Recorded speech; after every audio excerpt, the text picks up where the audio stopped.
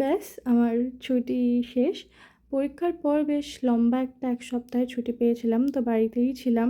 অনেক কটা দিন বাড়িতে থাকার পর বিশ্বাস করো বর্ধমানে ফিরতে একদম ইচ্ছে করছিল না। কিন্তু কিছু তো করার নেই, যেতেই হবে।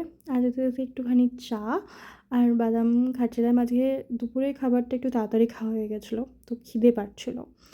আর মাঝখানে ট্রেনটা দাঁড়িয়েছিল আর এত সুন্দর লাগছিলো চারিদিকটা পুরো সবুজ এবং ভীষণ দেখতেও আই সুদিং লাগছিলো।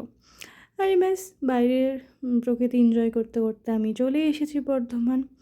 আর আজকে ট্রেনে ভীষণ ভিড় ছিল, মানে ইউজুয়ালি এতটা ভিড় থাকে না ট্রেনে। নামার পর এবার অনেক কিছু কেনার আছে, কারণ অনেক দিন পর ফিরছি, তো আমার রুমের অনেক জিনিস শেষ হয়ে যাচ্ছে। তো বেশ কয়েকটা জিনিস কেনাকাটি করে তারপর বললামই তো একটু খিদে খেতে পাচ্ছিলো, তো চলে গেছিলাম কফি খেতে। কফিটা আমার এত এখানকার ফেভারিট, যখন থাকবো না এটা সবচেয়ে বেশি মিস করবো।